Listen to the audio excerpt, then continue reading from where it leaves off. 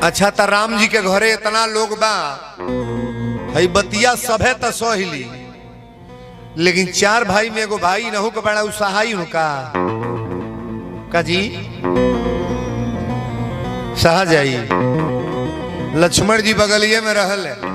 आज ये भी कहले कि ये दीप दीप के भूप जनो हम किसे कहें बलशाली है, हमको तो ऐसा लगता है पृथ्वी वीरों से खाली है। जब ये बतिया कहले तो लक्ष्मण जी ने आगे तकले न पीछे, टप दे खड़ा होके कहले महाराज ये धनुष में कार खलबा पूरे ब्राह्मण के गेट के तल से उतल पुतल कर दी।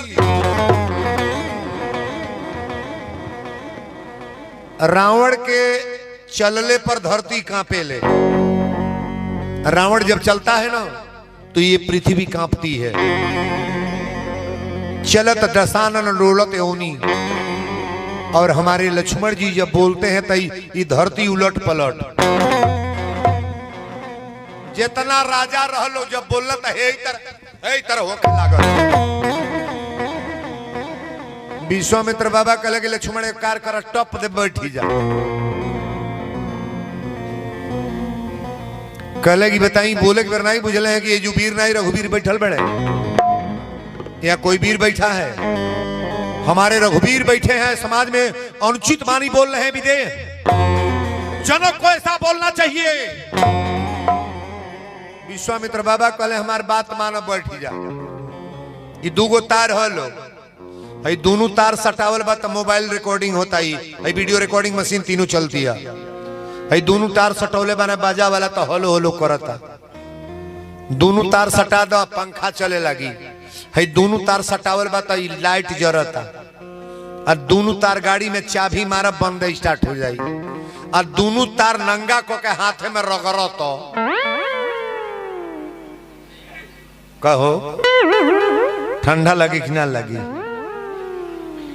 बाबा जीव गरमाई की ठंडा ही आ जाए। हमारे लक्ष्मण जी गर्म तार है और राम जी ठंडा तार है। राम जी हमारे शीतल है ना। लक्ष्मण की गर्मी ठंडा करने के लिए तो भाई बहुत काफी होते हैं महाराज। विश्वामित्र बाबा कहले कि बैठ जा। इतने बतिया सुन के लक्ष्मण बैठ गए। विश्वामित्र बाबा कहले कि राम उठहु राम भंजन भव चापा, अब उठ के तू धनुष तूर। लेकिन एक बात बताएंगे, यहाँ जितने विद्वान बैठे हैं धनुष के तुरले बा, धनुष के तुरल राम जी। आप भी जानते हैं धनुष राम जी तोड़े हैं, और बहनें बेटियां भी जानती हैं। वीरेंद्र बाबा भी कथावाचक हैं, जानते हैं। लेकिन यहाँ कोई विद्वान बताएं धनुष को तोड़ते समय किसी ने देखा है? बोलिएगा। और रामचरितमानस में कहीं चौपाई लिखी गई है कि राम को धनुष तोड़ते समय किसी ने देखा हो? ऐसी कहीं चौपाई नहीं लिखी गई है कि राम को धनुष तोड़ते समय किसी ने देखा है। कारण क्या? तो ये करनवा वीरेंद्र बाबा बताइए। धनुष तोड़ल काहे ना लोग देखल? माली भरल समाज में कथा हमको होता नहीं, हमके केहू देखबे नहीं, कोई तजुबा हो जाएगा ना। लेकिन क्यों लोगों ने नहीं देखा अभी बता रहे हैं आपको। राम जी खड़ा होता नहीं। जितना राजा गए लो बारी बारी धनुष तुरे जाता लो, सोरो दंड बनावे लो, और धनुषवा पकड़े जा। और जब नहीं टूटे तो कोई क्या है, हे दुर्गा माई हमसे तो नहीं टूटल हुआ तो हो न टूटे। अब तूर का होने जा, होने से हुआ बता, हे हनुमान जी हमसे तो नहीं टूटल, एहू से न टूटे। 10,000 राजा अपन लीला कोई लोग धनुष तुरल तो छुड़ल हिलबो ना कोई। एक जन राजा कहले वो कार्य करे लोग सब जन मिल के एक बेर घर जोटा बना के और धनुष उठा के तोड़ दे तूर दिया। बाबा लिखले बोला कि भूप सहस 10 कहीं 12 10,000 राजा एक बार पकड़े घर जोटा बना के। ते जने कहले धनुष तो टूट जाइए, टूटे के टूट जाई, बियाहवा कैसे होई? ते जने कहले धनुष तोड़ले के बाद फिर लड़ल जाई, फिर लड़ल जाई, फिर लड़ल जाई, जो लास्ट में सबसे बलवान होई वही से बियाह होई। हाँ तो घर जोटा बनावल लो, धनुष पकड़ लो, एक के बेर कहले 1 2 3 और 3 बोल के जब आवाज दे लो त्राक दे आवाज आइल धनुष टूट गई, एगो कहले धनुष नहीं टूटल, हमार 2 टुका बाई हो गई, धनुष टूटी। हे राजा लोग से अगर वही टूट गए। विश्वामित्र बाबा कहले, माता सुनैना जब बैठ के रोए लगली कि हे विधाता, हमरी सीता के मांग में सिंदूर लिखल बा कि ना। इतना तपस्या कैला के बाद ही धनुष यज्ञ के कार्यक्रम रखल गई। अगर धनुष ना टूटी तो ये मर्यादा समाज का नहीं जाएगा, ये समाज का ये मर्यादा हमारा समाप्त होगा कि राजा विदेह होते हुए इनके दरबार में कोई धनुष खंडित नहीं किया। विश्वामित्र बाबा कहले, आए राम उठो मत देरी करो, तोड़ो अब धनुष महेश्वर का। हरे राजा मन में अति चिंतित है, दुख दूर करो मिथिलेश्वर का।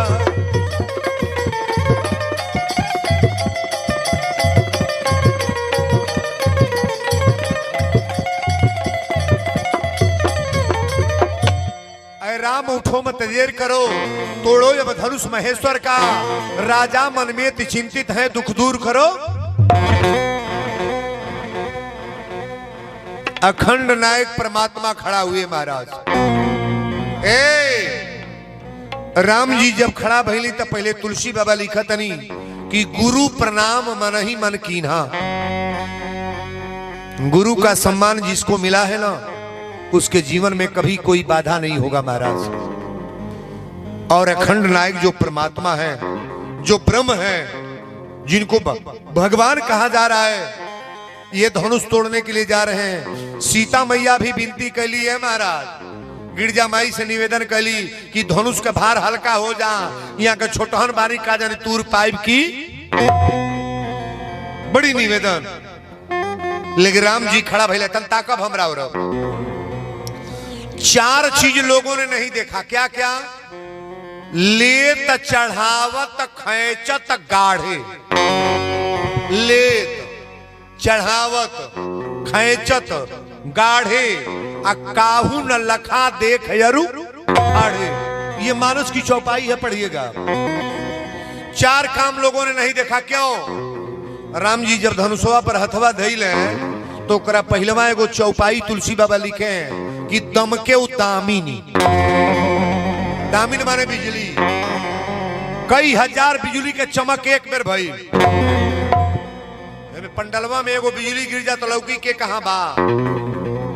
लेकिन वहां चौपाई के पहले आप पढ़िएगा बालकांड में, दमके दामिन। जब बिजली के बात आई तो एक बेर में कई हजार बिजली की आवाज। अब वही बिचवा में तो टप तो धनुषवा उठाइए लिया। अखिया सबके मुना गई आ धनुषवा तूरक बेरिया के तकबे ना को। तुलसी बाबा उतर लिख दी है, तेहि छन राम मधि धनु तो ओरा, उठे भुवन धुनि घोर कठोरा।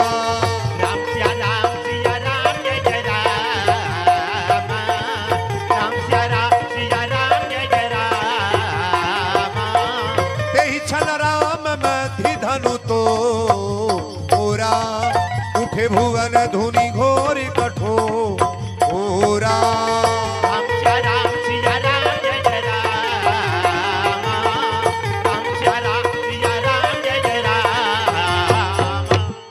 धनुष टूट गल, ताली बजाएगा मर जा रे।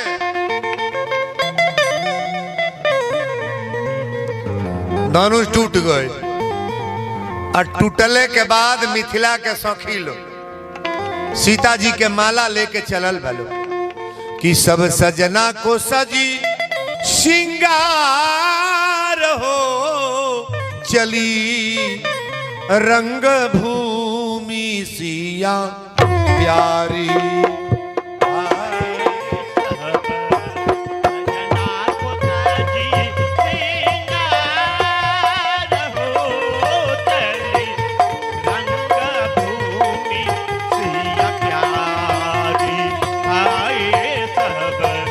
सजना को सजी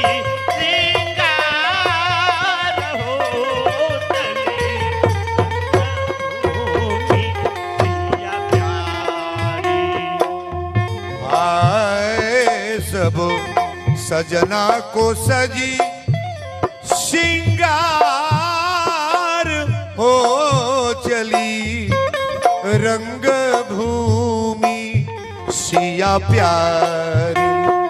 आए सब सजना को सजी श्रृंगार हो चली रंगभूमि सिया प्यारी।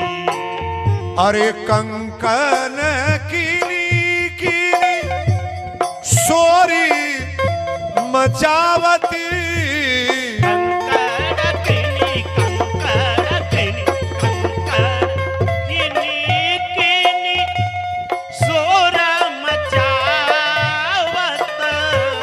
अरे उठत मधुर झनकार हो चली रंग भूमि।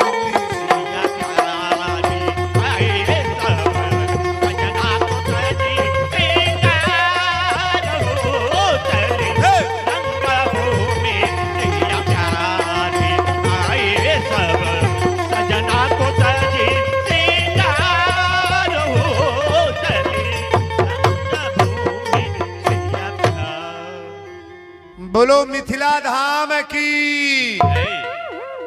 सीता मैया किशोरी जी के माला पहले हाथ में जयमाला दे के लोग अब ले चलल बालो सखी लो। राम जी बानी बड़हन आ सीता जी बड़ी छोटहन। मिथिला के सखी लोग कली मुड़ी नीचे करी माला पर जा। राम जी कहना अयोध्या के नियम नहीं है, मेहरारू के सामने मर्द मुड़ी नीचे करी। मिथिला के सखी लोग कल मुड़ी निहराई ना। रौरा बानी है तो कनिया बा छोटहन माला परी। राम जी कहले माला परे ना परे मुड़ी निहुराई ना। मिथिला के सखी एक जन कली नाई निहुराई तब गाड़ी देव जा। जब गाड़ी के नंबर दिहलो तो लक्ष्मण जी कहले हम गाड़ी आई। राम जी कहले फौदारी करे आइल बेड़ो आगे बियाह करब। मेहरारू गरी है तो तू गरीब नहीं छुपैल। लक्ष्मण जी कहले गरिया वजह देख का होता। ओई में एगो चिटिका औरत रहे कहलसी कैसे मुड़ी नीचे कर। अयोध्या में लोग का महतारी खीर खा खा बच्चा पैदा करेली। ए लोग का जन्म भइल बा खीरिया खइले बा तो लोग का जन्म भइल बा। लक्ष्मण जी कहले हमरे अयोध्या में खीर खा खा बच्चा पैदा होले। आ जनकपुर में हर जोत जोत लइकनी पैदा कइल जाली। राम जी कहले फौदारी करबै जू न छुपैलो बियाह करे आइल बड़ा। कि झुक जाओ तनिक रघुवीर बनी मोरी छोटी। झुक जाओ तनिक रघुवीर बनी मोरी छोटी है। झुक जाओ तनिक रघुवीर बनी मोरी छोटी है। छोटी है सीता छोटी है हो। छोटी है सीता छोटी है हो। छोटी है सीता छोटी है हो। अरे तोहे दया नहीं आवेला बेपीर बनी मोरी छोटी है। तोहे दया नहीं आवेला गोबीर बनी मोरी छोटी है। तोहे दया नहीं आवेला गोबीर बनी मोरी छोटी है। बोल दी सच्चे दरबार की।